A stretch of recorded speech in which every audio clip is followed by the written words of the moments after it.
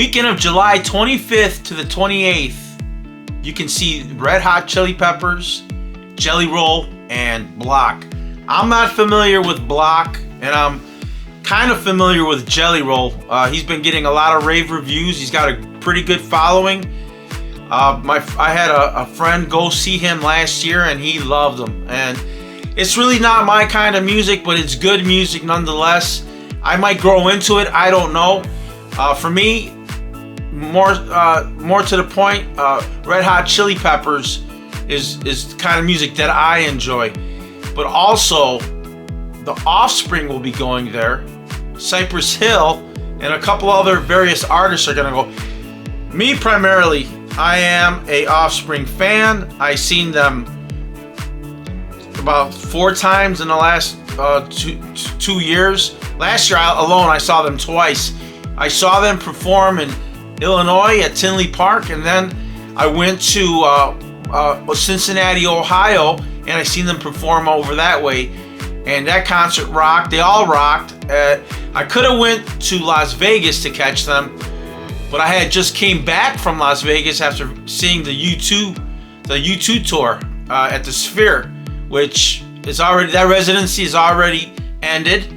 And as far as things go, I will be returning to Vegas in about 2 weeks, 2 to 3 weeks, to go see the B52s. As far as my summer events go, I definitely am going to see Metallica. I'm definitely going to go see Pearl Jam.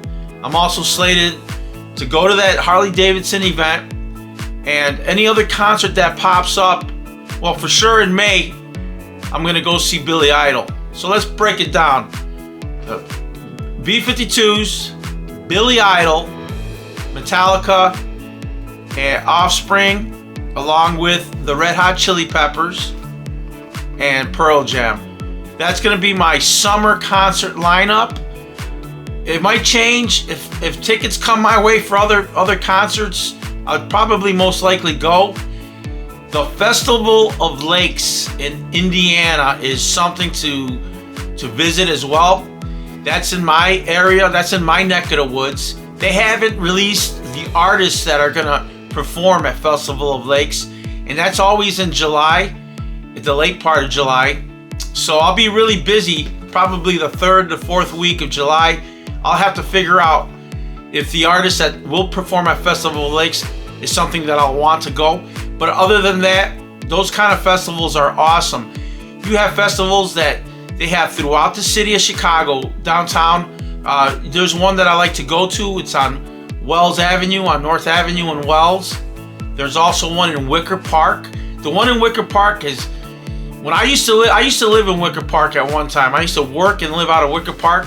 The neighborhood was changing. It was gentrifying, and I went back a couple years ago, and man, it really blew up. I couldn't even recognize the neighborhood anymore. I mean, between the time that I was living there to now, it's been at least, I want to say, 25 years. And when I was living there, they were just getting ready to film the MTV show Real World. So right about the time they started doing that, they had an apartment on North Avenue. I ended up leaving that area. I went back because my job had changed, and I went back to the south side of Chicago. And a lot of things were in transition during that time for me. But that neighborhood is totally vibrant. And let's not forget about the Taste of Chicago. They always have a number of good bands, good performers show up there. And they always, I'm not sure if Lollapalooza is happening this year, but if it is, I probably won't go. I'm not a big that's too many people, that's too big of a crowd. Even though you're gonna say, well, concerts are always a big crowd. It is, it's true. But that thing is really big, and it's an all-day event, and you're stuck there, and at least with a concert, you're going, and your exposure time is 2 to 3 hours, and then you're out of there. But with Lala, you spend the kind of money for those tickets, and it's very, very expensive. And this summer, Chicago is slated to have the Nascar return this year, which I am not a fan of. Nothing against NASCAR, But when you put an event like that in the middle of a sprawling city like Chicago, you better get ready for some traffic jams. You better get ready for some lane closures. And you better get ready for at least an hour and a half extra on your commute. So those are some of the downsides to having these big events. But like I said, they're once in a lifetime events, even though some of them are annual. But you know, I'm sure that there's a segment of people that go every year to these events. But me, I pick and choose. I only do, I slate my summer to be part music festival. I slate my summer to be part concert and maybe a little travel. I throw a little travel in there, and definitely do baseball games. So yeah, it looks like 2024 is starting to size up pretty good. I mean, I already got one big concert out of the way, and that was seeing U2 at the Sphere, which was incredible. I'm excited about returning to Las Vegas to see the B52s. They're closing out their career. I never got to see them. I've enjoyed their music for years, so I definitely want to go see them.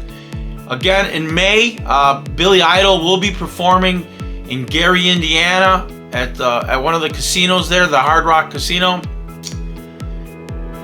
And I'm going to go. I never had a chance to see him in the 80s, so I'm going to go see him now.